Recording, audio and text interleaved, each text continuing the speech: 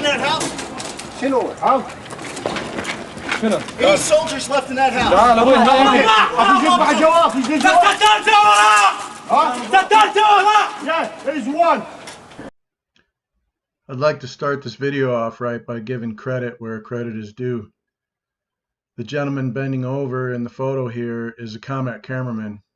When I was leaving Iraq, he asked me to come up to his room, and I went up there and he gave me a memory drive with all this video and photographs on it. I don't know if it's because he didn't know if it was going to make it out of Ramadi, or he just wanted to share it with me. I've been sitting on this material since 2006, and I figured maybe now's the time to start sharing it. There's a lot of faces, there's a lot of names, there's a lot of people, Americans and Iraqis, in these photographs and video that maybe haven't been shown before. So here it is. I showed up to Iraq in May of '06 to work with the 1st of the 506. That's 101st out of Fort Campbell. They were in a compound called Camp Corregidor on the eastern side of Ramadi. They would go out on daily patrols into Ramadi, cordon and search patrols, where they would patrol out usually in the early hours of the day. You can see the sun rising in these photographs. And the patrols would always be similar. There'd be an area of the city they wanted to cordon, they wanted to surround. They'd pop into four corners, usually move in on the ground with some vehicles for support. They'd set up, they'd establish security on the ground, and then they'd move up to the rooftops and secure the rooftops. They had a rule of thumb when I was in the area that 45 minutes into any of these patrols is when the shooting started. You could feel it as your watch progressed through the morning, that the soldiers were literally waiting for that 45-minute mark for the shooting to start. That ism, or that soldier-ism that they had, that Ramadi-ism, literally came with the pressure on every one of the men and women that went on these patrols, these cordon and search missions on a daily basis. And you could feel the hair on the back of their necks rise as they went about, and that 45-minute mark got closer and closer. So again, in these videos and photographs, you're going to see men from the 1st of the 506, 101st, Corregidor. You're going to see men from the 2nd Anglico, Marine Corps, calling in fast movers and whatever else assets they have. You're going to see me in this picture here running around with the guys. You're going to see members of SEAL Team 3. You're going to see some TACPs running around controlling air support. You may see some vehicles. A lot of times these guys would link up with an armor unit with tanks that would come in and support, and then also vehicles for ground support, a lot of times moving to the four corners of some of these cordon and search missions. These photographs represent the infill into Ramadi on this specific mission, and it's the calm before the storm, before the shooting starts. And then as soon as that first round is fired, again, around that magic, what the soldiers told me, 45-minute mark,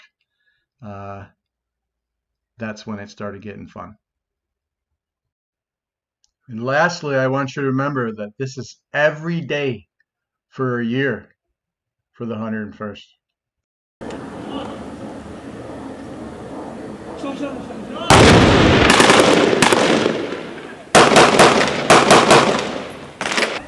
ها؟ مركبون؟ هيك جماعتنا صعدوا؟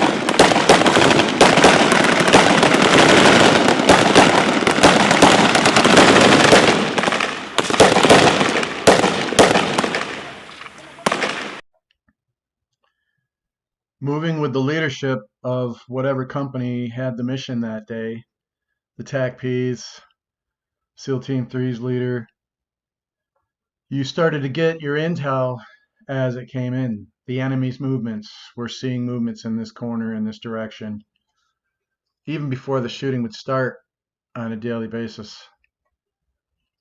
And then once the shooting started, I was pleasantly surprised that the first of the 506 really reacted very well on a daily basis. Whether it was the battle drills or the daily grind of doing this on a daily basis, they knew where they were, they knew where they were going, they knew their mission, they knew exactly what they needed to do, and they did it well. And there was a confidence among them, and there was a confidence that exuded from one soldier to another, from one unit to another. The only strange thing or odd thing on a daily basis was, of course, the enemy. No plan survives first contact with the enemy. So in that realm, you know, we picked the location, we picked the time that we wanted to be there, but the enemy had control of when they were going to start the chaos for the day. And again, there was always two levels to the fight, the ground fight, and then you had the rooftop fight. Typically, your leadership and your snipers would move to the rooftops, and what you're attempting to do here, the unit was attempting to do, was gain and maintain fire superiority. So figure out where the enemy was, fix the enemy, direct fire in that direction, and then gain and maintain fire superiority. You want to lay down enough fire in that direction, fire support in that direction, that the enemy does not have the advantage. You have the advantage. There's enough lead going in that direction that they don't want to pick up their heads and shoot back at you. And here's another animal walking through the middle of it all. Very seldom did you actually have anything to shoot at that you could confirm was an enemy combatant.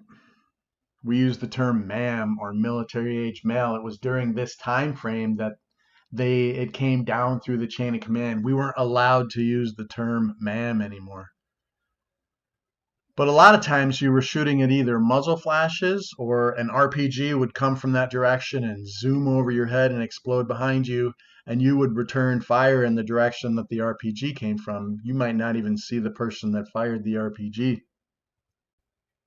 Now, what's going on in the background of these missions is the search portion. So on this mission specifically, I was on the rooftop, I was on the outside. I never actually went into any of the buildings on this one.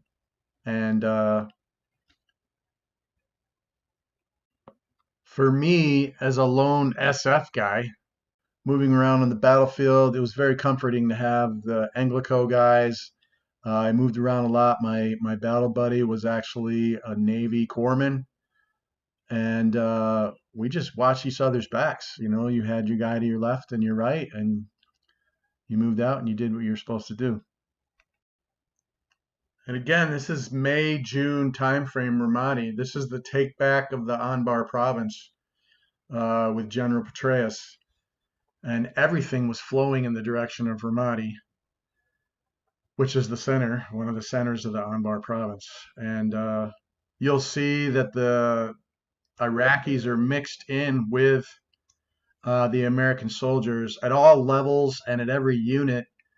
Every American unit had an Iraqi counterpart. So the SEALs were supposed to be doing FID with a local Iraqi military unit. The first of the 506 was working with a local military unit, and so on. It's pretty wild to see pictures of Marines or soldiers sitting in chairs and things, but there's a lot of weight on your body during these patrols. So every day strapping on, you know, anywhere from 50 to 70 pounds of gear, including your weapon system and so forth. It destroys your spine. And again, that comes out in some of the videos we have on this Wild Jaeger Veteran Adventures page.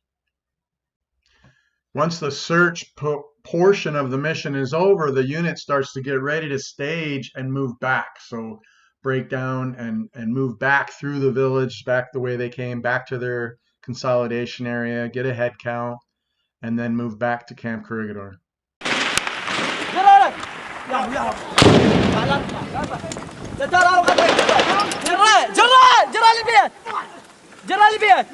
اخذ سلاحه طلع سلاحه جرد فراس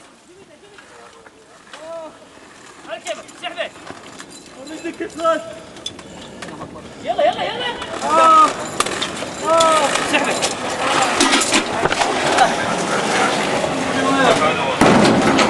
Where you at? Where you hurt? اقف عليك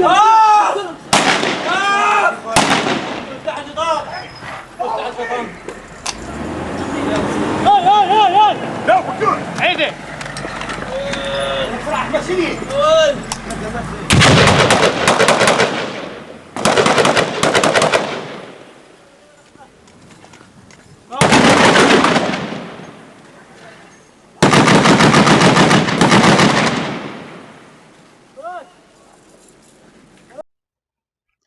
In the end, I guess the goal was always to return Iraq back to the Iraqis. You notice in that last video clip how the vehicle rolls up with the American soldier runs up and they dominate that corner and sort of end that little contact that they had there.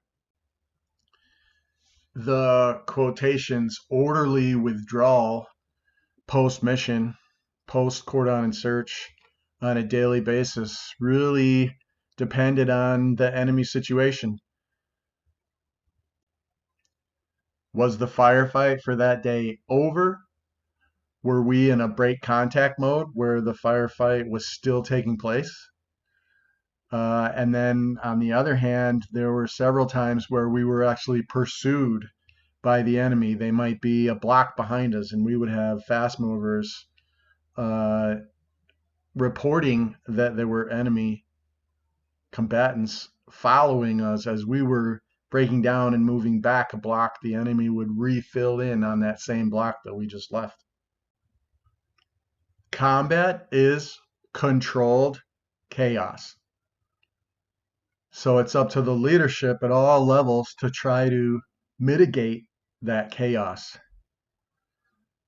Leadership, military discipline, maintaining a head count of men, weapons, and equipment at all times. And then as you withdraw, hey, do we have all of our stuff? Do we have all of our men as we move back? We're not leaving anybody. We're not leaving anything on the battlefield.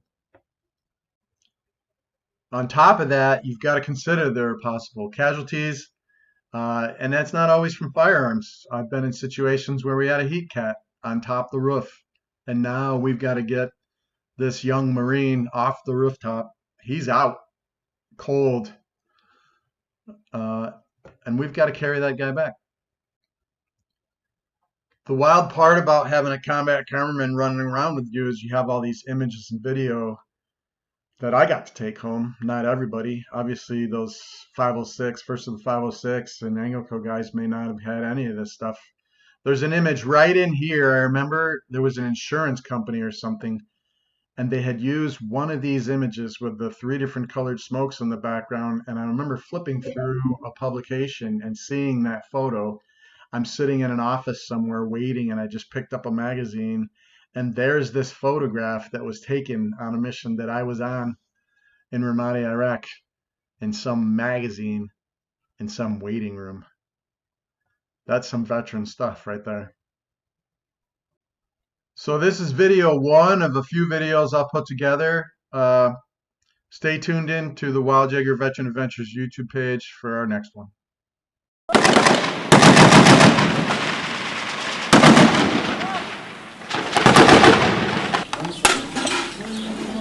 برضه تسمعني يا جد؟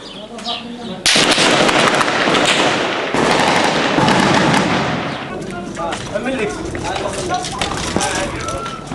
عبد المجيد وفيكم على ذاك السطح.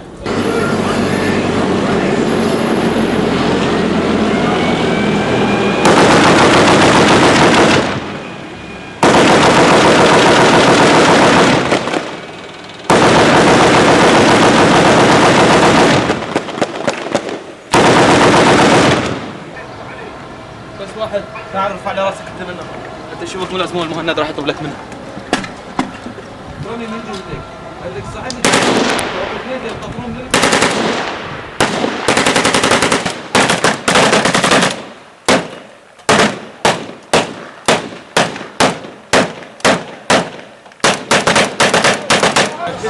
عمي كتل بساحتك. ساحتنا احنا واقفين يلا. لما صاروا ظهرنا سيدة وين If you were there or you recognize anybody in any of these videos or photographs, this video was made for you. So be sure to share it with any of those men and women. And as always, maybe give a like to the video, give us a shout out and a comment, and be sure to subscribe to the Jaeger Veteran Adventures YouTube channel.